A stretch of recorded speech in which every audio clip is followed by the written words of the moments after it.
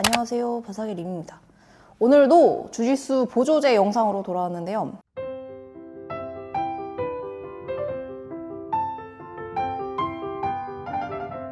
처음에 입관하실 때 많은 분들이 저한테 물어보시는 게 주짓수는 관절기나 조르기 이런 서브미션이 있기 때문에 부상에 대해서 물어보시는 분들이 꽤 많으십니다. 근데 사실 주짓수를 직접 해보신 분들은 조금 공감하시겠지만 관절기 때문에 다치는 경우는 체육관 내 스파링에서는 그렇게 많지는 않습니다. 물론 시합에서는 서브미션으로 인해서 다치는 경우가 꽤 있죠. 왜냐면은 진짜로 탭을 받아내야 되기 때문에 체육관에서보다는 조금 세게 걸기 때문에 그걸로 인한 부상이 있지만 체육관에서는 이기려는 스파링이기보다는 조금 더 이제 본인이 수련했던 기술들을 사용해보는 연습 시간의 개념으로 스파링을 하기 때문에 나와 파트너의 부상 방지를 위해서 그 정도로 세게 서브미션을 가하지 않죠. 그래서 생각보다 서브미션으로 인한 부상보다는 잘못된 자세, 깔림, 눌림, 잘못 넘어짐 아니면 본인은 모르지만 반칙으로 정해져 있는 위험한 자세가 나와서 다치는 경우가 훨씬 더 많은 것 같습니다. 그래서 오늘 주제는 뭐냐면 기주짓수에서 대표적으로 위험한 동작이죠. 리디핑에 대해서 설명드리려고 합니다. 립이 어떤 의미냐면 저도 몰랐는데 곡식을 낫을 베어서 이렇게 걷어들이다, 수확하다 약간 이런 의미인데 니 리핑이면 잔인하죠. 무릎을 수확하다. 그러니까 단순히 얘기하면 그렇고 바깥쪽에서 안쪽으로 감아서 상대방 무릎을 밖에서 안으로 눌리게끔 하는 자세를 이제 니리핑이라고 하는데 니리핑 같은 경우는 IBJJF 룰에서는 기에서는 아예 금지입니다. 니리핑은 니바처럼 상대 무릎을 꺾어서 탭을 받아내는 기술이라기보다는 그냥 자세라고 보시면 되는데 블랙벨트까지 전부 다 금지입니다. 노기 같은 경우에는 니리핑이 일부 허용이 되는데 브라운, 블랙, 노기, 어덜트 부문에서만 니리핑이 허용이 됩니다.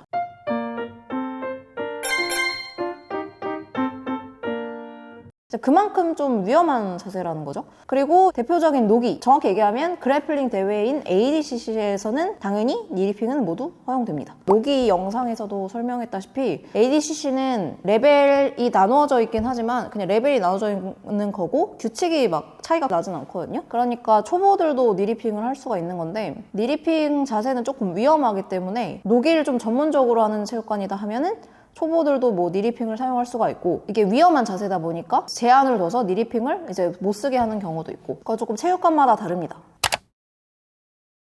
근데 니리핑을 그냥 단순히 제가 말로만 설명을 하면 조금 밖에서 안으로 상대 무릎을 압박을 주는 자세라고 하면은 조금 헷갈리죠. 그리고 여기 IBJF 룰북에 보시면은 아예 니리핑은 따로 빠져서 설명이 2장 되어 있습니다. 32페이지부터 33페이지를 보시면 되는데 이거 역시 그냥 단순히 글만 읽으면 좀 헷갈리실 수 있어요. 그걸 번역을 한 걸 읽어도 조금 말 자체가 조금 헷갈려서 영상이나 사진을 통해서 니리핑이 어떤 자세인지 확인하시는 게 좋습니다.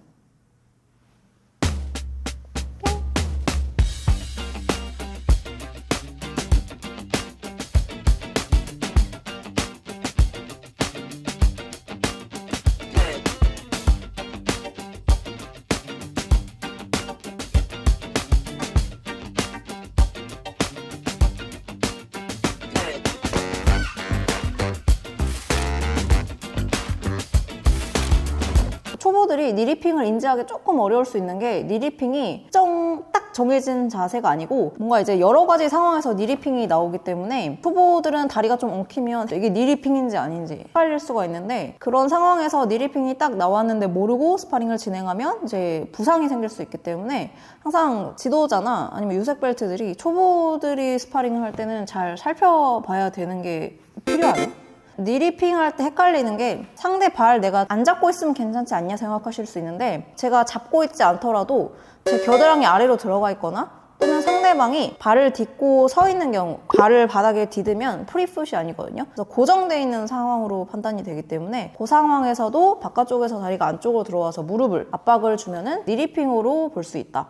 근데 고정이 안 돼 있는 프리풋 상황에서는 다리가 밖에서 안으로 들어와서 상대 다리를 잡고 있어도 발목이 고정이 안 되어 있기 때문에 흰띠들도 쓸 수 있는 자세입니다. 그 자세가 뭐냐면 오픈혈이라고 하기도 하고 이제 새들이라고도 하기도 하는데, 기 같은 경우는 그렇게 허니홀 세팅을 하고 반대 다리에 앵클락 공격을 합니다. 허니홀 다리는 앵클락을 하려고 하면 당연히 제 겨드랑이 아래로 들어가면서 프리푸 상황이 끝나기 때문에 바로 실격 처리가 되죠. 그래서 기 같은 경우는 보통 허니홀 세팅을 할 때는 상대의 반대편 다리 앵클락을 하려는 경우, 또는 뭐 스윕을 할 수도 있고, 아니면 브라운 이상은 각도를 아예 바꿔서 허니홀이었던 다리에 이제 니바를 하려고 하는 경우, 이렇게 사용하는 경우가 많죠. 50-50에서도 상대방이랑 저랑 둘 다 앉아있을 때 50-50 바깥쪽 다리가 밖에서 안으로 깊게 들어오는 경우에는 상대가 앉아있을 때는 프리푸 상황이기 때문에 제 겨드랑이에 껴있지 않는 한 반칙이 아닙니다. 근데 제가 가드이고 상대방이 서 있는 50-50일 때 제 바깥 다리가 안쪽으로 깊게 들어오면은 실격을 받을 수 있습니다. 근데 이것도 주의하셔야 돼요. 룰북 니리핑 부분에 써 있는데, 만약 제가 허니홀 세팅을 했는데 허니홀 세팅된 상황에서 상대방이 일어났다. 퍼플 이하는 바로 시키고 다시 좀 떨어진 거리에서 가드탑 상황에서 경기를 재개합니다. 이런 경우는 뭐 반칙이 아니죠. 왜냐면 나는 할 생각이 없었는데 상대방이 일어난 거니까. 근데 만약에 허니홀 당한 사람이 가드였고 허니홀 세팅한 사람이 탑이었다. 허니홀 세팅 당한 사람이 일어났으면은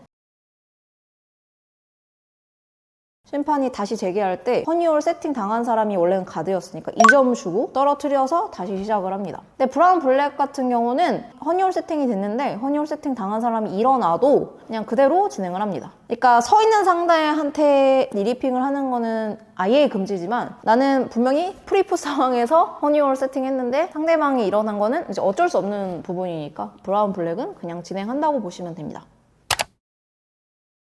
풋락 같은 경우 예전에 브라운 블랙도 원래 인사이드로 도는 게 반칙이었거든요.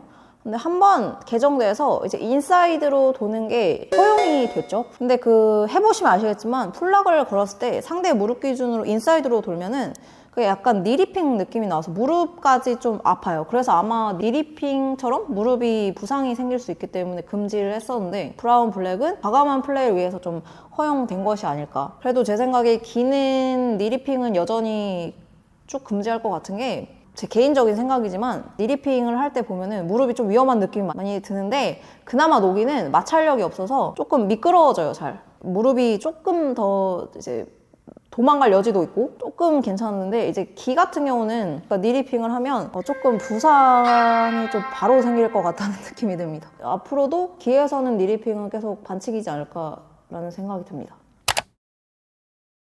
화이트 벨트 초보분들 또는 뭐 블루까지도 실수 많이 하시는데, 니리핑으로 실수가 좀 많이 나오는 자세를 좀 설명을 드릴게요. 일단 첫 번째는 싱글엑스를 딱 세팅을 하셨을 때 실수로 바깥쪽에서 골반을 받치고 있는 훅이 잘 모르시고 안쪽으로 깊게 들어오시는 경우가 있습니다. 상대방 기준으로 절반 나눴을 때 절반 라인까지 들어오면은 페널티 주고 다시 시작을 하고, 그 이상을 넘어가면 이제 실격이거든요. 근데 체육관에서도 보면 그런 실수가 되게 많이 생겨요. 근데 상대방 무릎이 좀 위험할 수 있으니까 싱글엑스를 할 때는 초보자분들은 주의하셔야 됩니다. 두 번째는 아까 말한 50-50 가드. 50-50 가드 개념도 잘 모르는 초보분들도 많으신데, 50-50 가드에서 잘 모르고 상대방이 서 있는데 바깥쪽 다리가 쑥 들어와 있는 경우가 꽤 있죠. 그래서 그것도 주의를 하셔야 됩니다. 그리고 세 번째는, 저는 일부러 체육관에서 허니홀 수업을 좀 많이 하거든요. 왜냐하면 허니홀이 사실 초보자들도 다 할 수 있는 기술이거든요. 안전하게만 쓰면 되는데, 가능하지만 위험한 자세라고 해서 안 알려주면은 오히려 잘 몰라서 다칠 수가 있다고 생각을 해요. 그래서 저는 허니홀을 수업에서 많이 설명을 하고, 허니홀 세팅하고 나서 많이 실수로 허니홀 잡은 쪽 다리에 앵클락을 하시는 분들이 꽤 있습니다. 바로 실격이고 상대도 위험하죠. 그 부분도 조금 주의를 하셔야 됩니다. 근데 이제 주짓수 기술도 점점 계속 발전하고 조금 더 어려워지는구나 이렇게 생각을 한 게, 지난주 이번 주 수업 주제였는데 펄스립이라는 기술이 있습니다. 노기에서 보통 많이 쓰는 기술인데 이제 약간 니리핑 느낌으로 들어가는 기술이거든요. 근데 니리핑이 되냐 안 되냐 차이가 상대 발이 프리풋이냐 아니냐 차이잖아요. 그래서 상대방 발이 바닥에 앉아 있고 떠 있으면은 다리가 깊게 들어와도 문제가 없단 말이죠. 그래서 이제 AOJ에서 어떤 블루벨트 선수가 이제 기에서 펄스립을 사용해서 많이 이기는 영상을 저희 관원분이 제보를 해주셔서 제가 봤는데,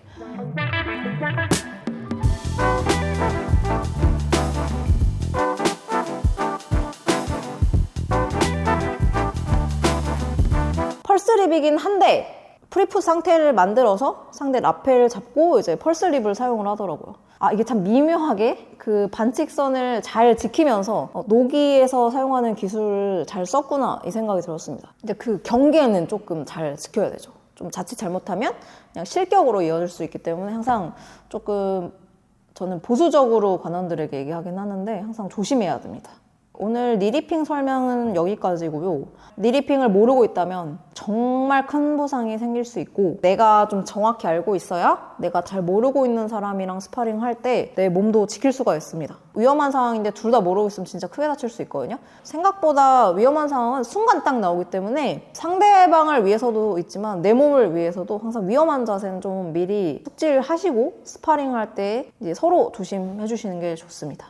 아마 다음 주는 주짓수 보조제 영상 말고 조금 일상 영상으로 돌아오지 않을까